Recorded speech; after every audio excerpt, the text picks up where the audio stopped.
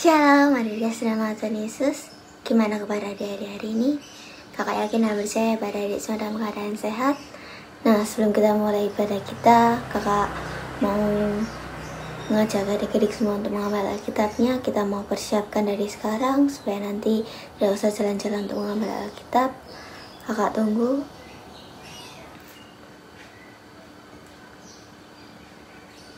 Oke. Nah, adik-adik kita mau berdoa. Tutup mata, lipat tangan semuanya. Kita berdoa. Tuhan Yesus, terima kasih Tuhan. Kami bersyukur Bapa karena pertolongan-Mu kami masih ada Tuhan sampai saat hari ini Tuhan. Dan kami kembali Tuhan datang ke hadirat-Mu yang kudus. Kami ingin beribadah kepada-Mu Tuhan. Meskipun kami tidak bisa bertemu dengan teman-teman kami, tapi kami yakin dan percaya bahwa Engkau punya rencana Tuhan di balik semua ini. Dan biarlah kami bisa semakin berserah kepada-Mu Tuhan, kami semakin berharap kepada-Mu. Dan biarlah Engkau yang hadir di tengah-tengah kami, mengurapi setiap kami Tuhan. Terima kasih Tuhan. Kami juga berdoa untuk kakak yang akan menyampaikan firman-Mu. Biarlah Engkau yang berikan hikmat-Mu Tuhan, Kau berikan hikmat-Mu Tuhan, supaya kakak yang menyampaikan firman-Mu dapat kami mengerti Tuhan, dan dapat kami lakukan dalam kehidupan kami Bapa. Terima kasih Tuhan, kami mau serahkan semua dalam tangan-Mu Bapa. Hanya dalam nama Tuhan Yesus kami sudah berada dalam ucap syukur. Haleluya, amin. Adik-adik kita mau siapkan hati kita mau mulai ibadah kita mau angkat satu pujian. Kami perlu Kau Tuhan. Dalam kehidupan ini kita nggak bisa lepas dari Tuhan. Kita harus selalu berharap pada Tuhan. Kita harus selalu mengandalkan Tuhan dalam kehidupan kita. Dan jika dengan sungguh-sungguh,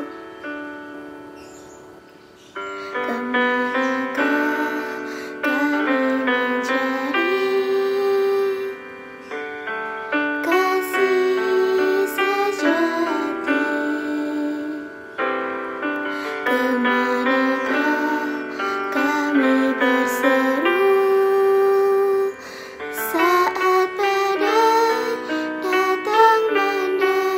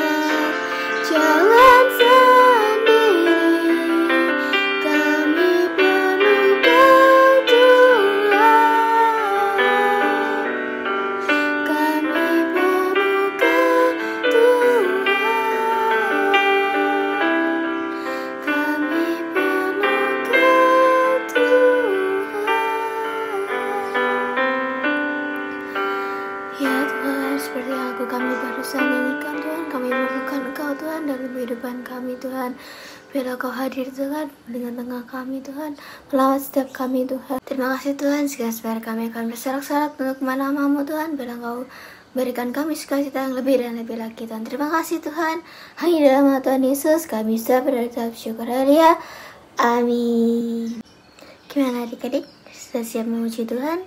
Yang sudah siap, katakan yes. Kakak ajak adik-adik semua untuk panggil berdiri. Kita mau nyanyi di sini senang, di sana senang. Ikuti gerakan kakak ya.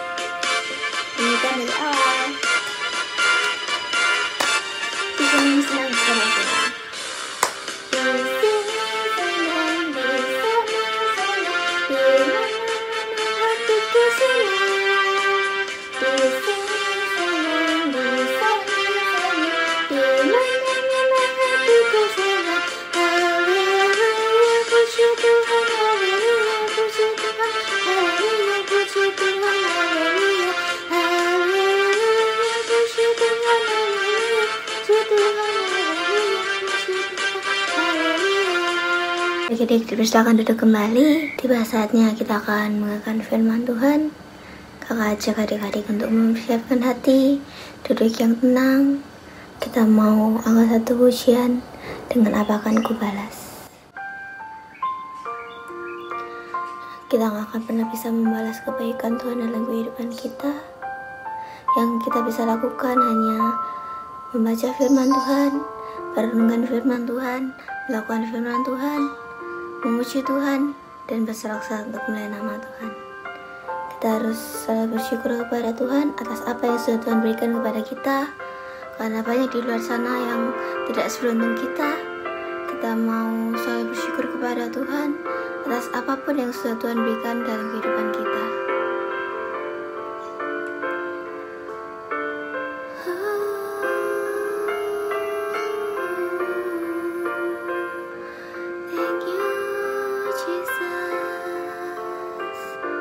Nyanyikan sama-sama.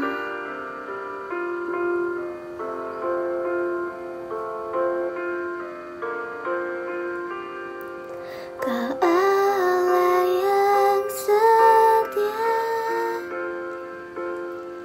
Bapa yang mulia, kasih-Mu besar Tuhan. Kau pulihkan hidupku.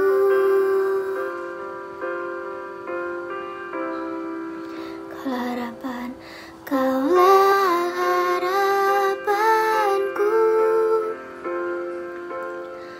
Hidupku dalam-Mu. Terima kasih Tuhan, Kau selamatkan hidupku.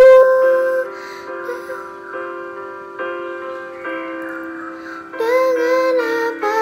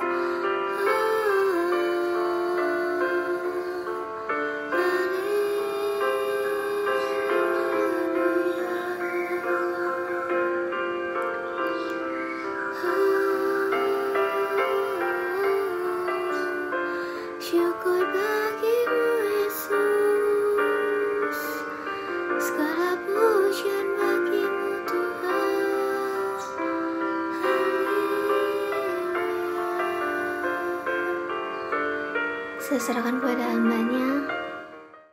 Shalom adik-adik, puji nama Tuhan, kita telah memuji dan menyembah Tuhan. Kini tiba saatnya kita mau mendengarkan kebenaran firman Tuhan. Nah sebelum itu marilah kita siapkan hati kita, tundukkan kepala, kakak akan membawa kita dalam doa. Marilah kita berdoa. Bapa yang dalam kerajaan surga, terima kasih banyak Tuhan untuk hari yang indah ini Tuhan. Kami boleh beribadah walaupun hanya lewat online. Kami percaya bahwa kuasa-Mu tidak terbatas oleh apapun. Ketika kami dengan rindu datang di hadirat-Mu untuk mencari Engkau, untuk mencari tahu kebenaran firman-Mu, kami percaya Tuhan bahwa Engkau akan memberkati setiap kami.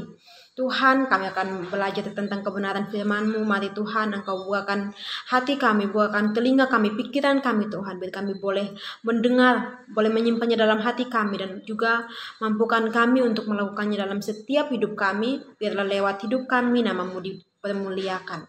Hanya dalam nama Tuhan Yesus kami berdoa. Haleluya. Amin. Adik-adik, hari ini kita akan belajar firman Tuhan dengan tema pertolongan Tuhan tidak pernah terlambat. Kakak ulangi, pertolongan Tuhan tidak pernah terlambat.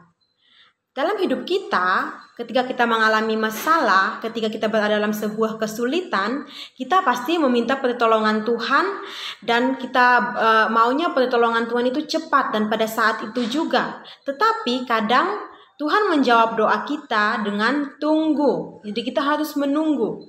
Nah, dan kita melihat itu bahwa Tuhan itu terlambat menolong kita. Kenapa? Karena kita mengukurnya dengan waktu kita, dengan rencana kita. Sehingga kita menganggap bahwa Tuhan terlambat menolong kita.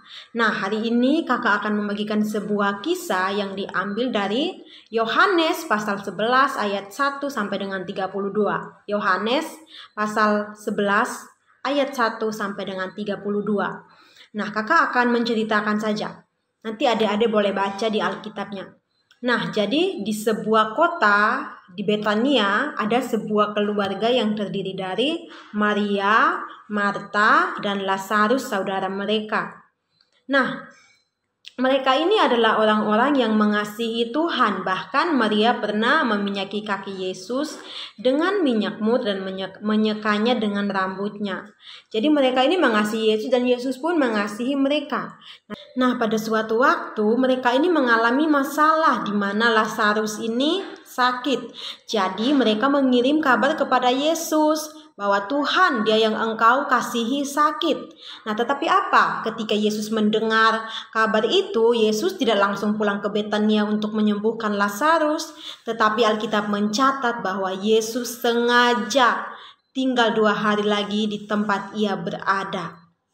Dan setelah 2 hari, Yesus pun pergi ke sana bersama dengan murid-muridnya. Tetapi setelah sampai di sana, Lazarus telah 4 hari dikuburkan dan Yesus juga melihat di situ ada banyak orang yang menghibur Marta dan Maria.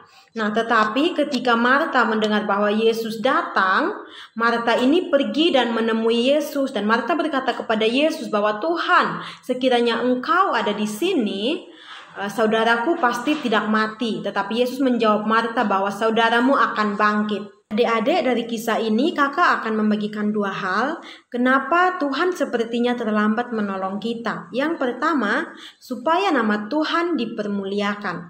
Mari kita lihat Yohanes 11 ayat 4. Mari sama-sama kita baca.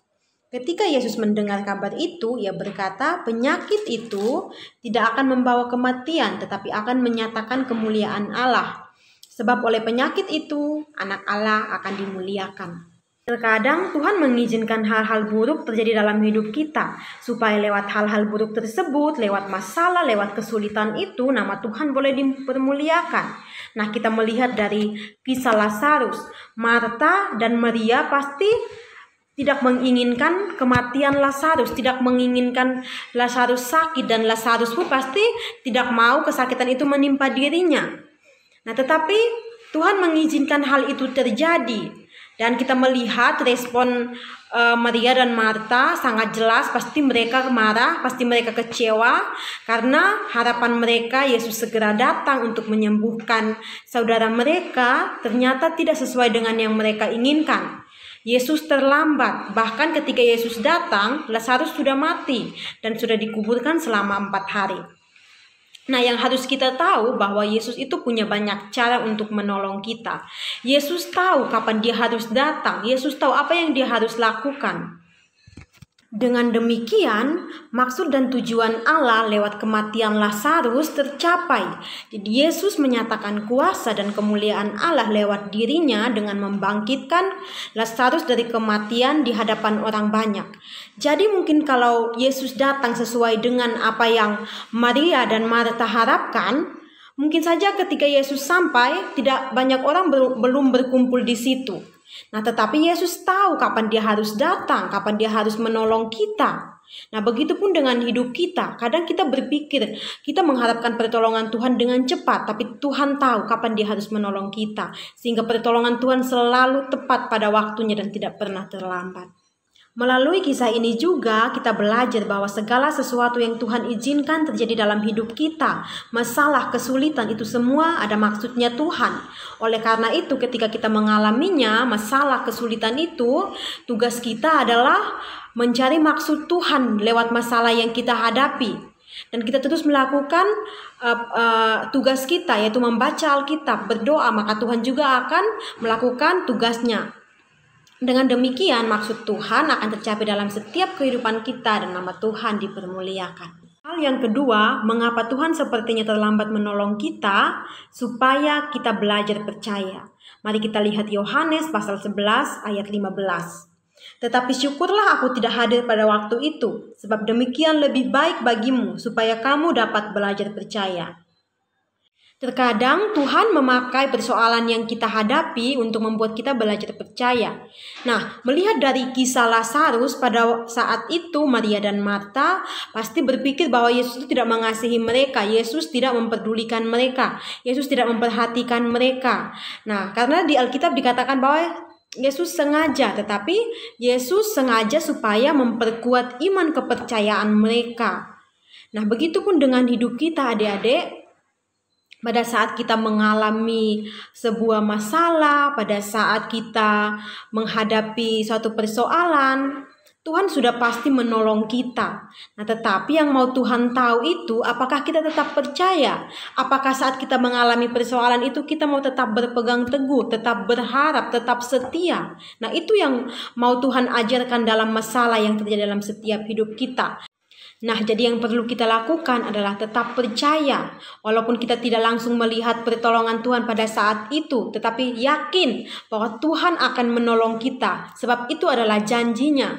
Dan Tuhan tahu apa yang terbaik untuk kita, sehingga dia juga akan menolong kita tepat pada waktunya, bukan waktu kita. Karena waktu Tuhan adalah waktu yang terbaik, dan cara Tuhan adalah cara yang terbaik bagi setiap kita. Nah, demikian yang kakak sampaikan, marilah kita berdoa. Terima kasih Tuhan, terima kasih kami telah mendengar kebenaran firman-Mu Tuhan.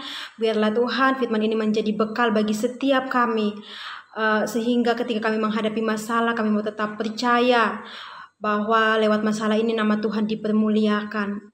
Tuhan, Engkau berkati setiap anak-anak-Mu yang hari ini mengikuti ibadah ini. Sekiranya mereka mendapatkan sesuatu ketika mereka datang di hadirat-Mu. Hanya ini doa permohonan kami dalam nama Tuhan Yesus. Kami berdoa. Haleluya. Amin. Shalom adik-adik nama Tuhan Yesus. Gimana kabar adik-adik hari ini? Kakak yakin dan percaya pada adik sudah dalam keadaan sehat. Berikut ini kakak akan menyampaikan beberapa pengumuman Abi Maranatha. Fellowship Abi Maranatha diadakan setiap hari Senin pukul 6:30 malam.